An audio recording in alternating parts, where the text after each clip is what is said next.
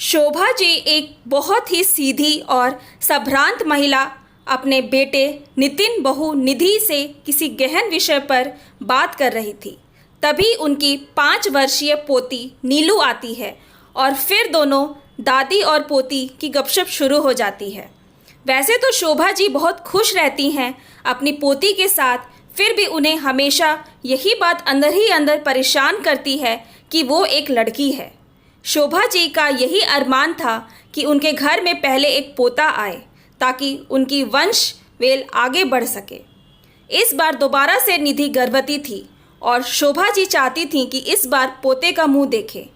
अरे निधि बेटा, थोड़ा धीरे धीरे काम किया करो, देखो कहीं हमारे पोते को कोई तकलीफ ना हो, शोभा जी ने अपनी बहू से कहा। उनके ये बात सुनकर निधि थोड़ा परेशान हो गई।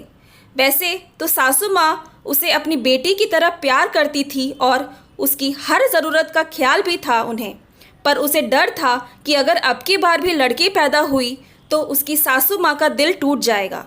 पर ये सब उसके हाथ में कहाँ था।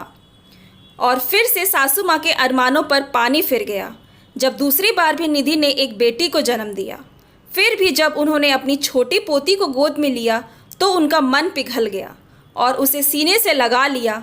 अब तो शोभा जी ने अपनी छोटी पोती को ही अपना पोता समझकर प्यार करना शुरू कर दिया। हमेशा उसे लड़कों की तरह कपड़े पहनाती और लड़कों की तरह ही संबोधित करती। बच्ची का नाम शुभी रखा गया। धीरे धीरे शुभी स्कूल जाने लगी और स्कूल से फिर कॉलेज, लेकिन उसका रहन सहन सब लड़कों की तरह हो गया।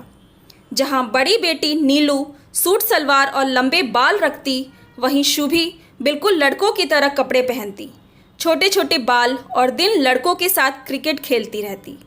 घर का कोई काम नहीं आता उसे, लेकिन बाहर का जो भी काम होता वो सब शुभी ही पूरे मनोयोग से करती।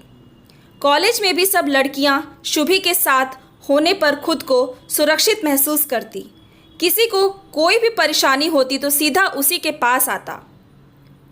जब नीलू की शादी हुई तो सब रिश्तेदार और पड़ोसी बातें बनाने लगे कि शुभी से कौन शादी करेगा, क्योंकि इसमें लड़कियों वाले गुण नहीं हैं। इस टॉम बॉय को कौन झेलेगा। शुभी ने ये सब सुना पर उसने जवाब देना जरूरी नहीं समझा। फिर शुभी के जीजा जी ने भी उसे छेड़ते हुए कहा, शुभी तुम मेरी साली साहिबा कम साले साहब ज़्यादा लगते हो। शुभी हंसी और फिर से अपने बाहर के कामों में लग गई। फिर एक दिन शुभी लाइब्रेरी में कुछ किताबें लेने गई हुई थी और काफ़ी देर तक की किताबें ढूंढ रही थी। तभी किसी ने पीछे से उसके कंधे पर ज़ोर से हाथ मारा और बोला, ओए कब से किताबें देख रहा है, ज़रा हट तो, मुझे भी देखने दे। जैसे ही शुभी पीछे मुड़ी तो देखा कि ये तो अमन है, जो कि उसके कॉलेज में उसका सीनियर था। शुभी को देखकर अमन भी सकपका गया और हाथ जोड़ते हुए कहने लगा, मुझे माफ़ कर दो शुभी, प्लीज़ तुम मुझे थप्पड़ मत लगा देना। मुझे नहीं पता था कि तुम हो, मुझे लगा कि कोई और लड़का है। अमन को हकलाते देख शुभी की हंसी छूट गई और वो शर्मा कर चली गई। आज घर आने पर उसे एहसास हुआ कि वो एक लड़की है। बार बार उसे अमन का ख्याल आ रहा था, बार बार अपने कंधों को छू कर देख रही थी। ये एहसास उसे बहुत खुशी दे रहा था। अमन को भी शुभी बहुत पसंद थी, क्योंकि वो बिल्कुल बिंदास और दिल की बहुत अच्छी थी। एक दिन शुभी किसी काम से अपनी बाइक लेकर जा रही थी, तभी उसने देखा कि किसी आदमी का एक्सीडेंट हो गया। उसकी पत्नी चिल्ला रही थी, लेकिन कोई भी सहायता के लिए नहीं आया। फिर शुभी ने उन अंकल और आंटी को अपनी बाइक के पीछे बैठाया और उन्हें समय पर अस्पताल पहुंचाया। इस बात से अनजान कि वो अमन के माता पिता थे। जब अमन को इन सब बातों का पता चला तो उसके मन में शुभी के लिए और लगाव पैदा हो गया।